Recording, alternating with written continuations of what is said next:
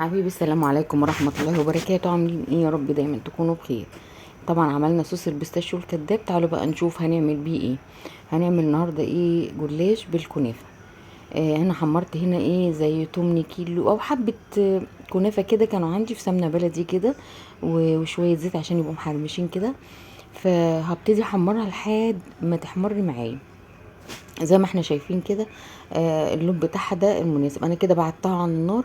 هنزل بقى بصوص البيستاشيو اللي احنا عاملينه على الكنافه بتاعتنا لحد ما احس ان هي خلاص خدت كفايتها. هبتدي انزل بيها واقلب لحد ما اشوف طبعا ده سخن وده سخن عشان نبقى متفقين يعني، لان لو هو بارد او ساقع الكنافه سخنه فهتسيح.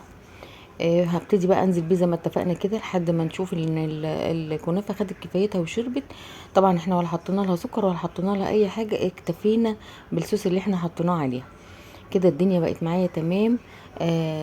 هاخدها بقى وتعالوا ايه نحشي الجلاش بتاعنا. انا هنا معايا صينيه مدهونه ومعايا ورقه الجلاش هنا مفروضه هي على بعضها. هبتدي ادهن ورقه ورقه واتنيها 3 تانيات. ادي تانية وادي تانية زي ما احنا شايفين كده. هبتدي بقى احط ايه يعني تنيتها 3 تانيات عشان تبقى ايه متحمله الحشوه اللي معايا. هبتدي بقى ايه احط الصوص الكنافه بتاعتنا واعملها زي السمبوكس. حابه تعمليها دواير كده ملفوفه زي صباع المحشي تمام. حابه تعمليها زي ما انا عملتها كده تمام. حابه تحطيها في الصينيه وتحطي الحشو في النص زي اللحمه المفرومه. فريده بتقول لكم حطوا التيتا لايك. الطريقه اللي تعجبك حطيها، بس انا حبيت اعمل كده علشان العيال لما يجوا يمسكوها ما تقعش منهم الحشوه وتبهدلهم. زي ما احنا شايفين كده واحده واحده كده. آه هحشيهم بنفس الطريقه كلهم اهو بصوا. واحط الحرف من تحت. هبتدي احط الحرف من تحت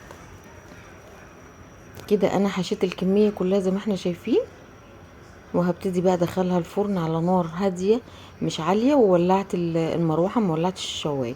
كده بعد ما طلعت هبتدي بقى ارشها بالشربات التقيل. لازم يكون الشربات بتاع الكنافه تقيل علشان ما تطرش معايا. الجلاش بياخد معانا شربات تقيل. وهبتدي اسقيها على حسب ما انت بتحبي. طبعا خلي بالك ان الشوكولاته سكرها بيبقى عالي شويه، فحاولي تقللي في الشربات نسبيا يعني. اعملوها هتعجبكم ان شاء الله وتنول اعجابكم. والسلام عليكم ورحمه الله وبركاته.